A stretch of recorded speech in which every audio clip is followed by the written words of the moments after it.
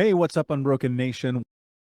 I want to go into some of what you just hit on there, which is the not knowing and how childhood neglect and trauma often, you say, it screws up our GPS. So I definitely want to hit that. But before we do, let's give listeners a little background. The book starts, I don't know if this is the first line or if it's in the early part, but it says, it was November of 2013 that I decided to change everything that was happening in my life. I was 150 pounds overweight, cheating on my girlfriend, sick with a bacterial infection from drinking too much, smoking almost 2 packs of cigarettes a day, and getting high from the moment I woke up to the moment I went to sleep. So, what was it about that day that caused you to decide to make a change? Well, I was just tired of my own shit, man. I think that the truth about this experience is at some point you have to recognize that your life is bad because of your choices.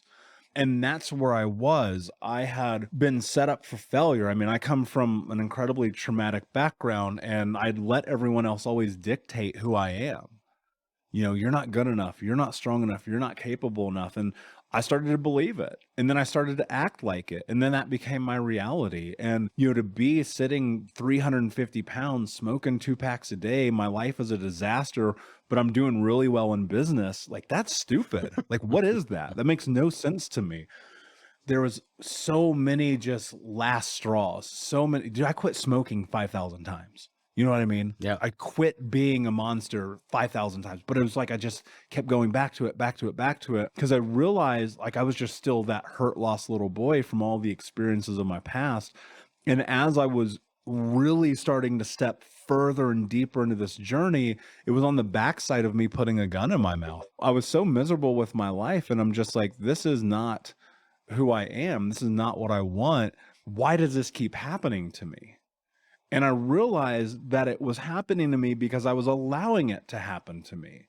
I realized that my life fell upside down because I had let all of the people ingrain and embed and groom me into believing that I'm supposed to be a loser. And Eric, I was a loser because I let them tell me that I was. And I was so terrified that I could be me. And the thing about this is so many people experience this, where it's like you're sitting here, you're looking at your life, you're like, why does this keep happening? Right. And you're like, you can continue to be the victim, which I did really well, man. It was your fault, my parents' fault, community's fault, school's fault, Obama's fault. Like, dude, it was everybody's fault except mine. And we're not culpable for the bad things that happen to us as children. Like, let's be very clear. Like, I have scars, cuts, burns. My mother cut my finger off when I was 4 years old. Like, that's not on me. And the thing that I realized in that moment, as I was like reconciling all these experiences, was very simple. I'm no longer a child. And that to me hit me like a brick to the face because it meant that I had to start taking accountability for the direction I wanted to go in my future.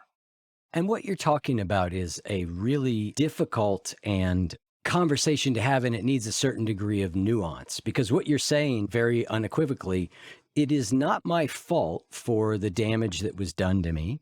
It is not my fault for the patterns that may have kicked off, but it is my responsibility at this point to change it. I'm the only one. You make that point often in the book, like nobody is coming to save you. Yeah. There's no Disney moment. Like whatever it is that you think's about to happen where somebody's gonna ride in on the white horse, like that ain't going down.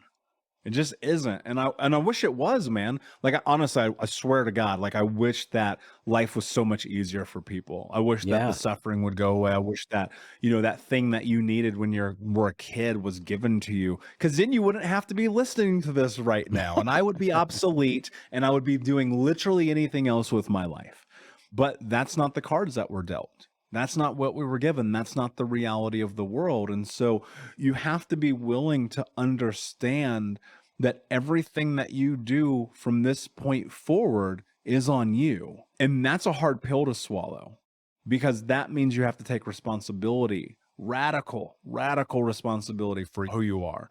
You have to own your mistakes, but also you have to own your amazing accomplishments and victories. You have to take your flowers, and that's one of the things I think people struggle with so much, is because we're always told to be small, be quiet, walk on the right side of the hall, raise your hand to go to the bathroom. And I'm like, that's nonsense. Be big, be loud, be you, own your space. Don't apologize for being you ever. And that's one of the things I think that comes along with this healing journey, is confidence. And ultimately, the only way you're going to build confidence is you're going to have to repeatedly do incredibly difficult things ad nauseum. And eventually, on a long enough timeline, you'll look at your life and it'll be different.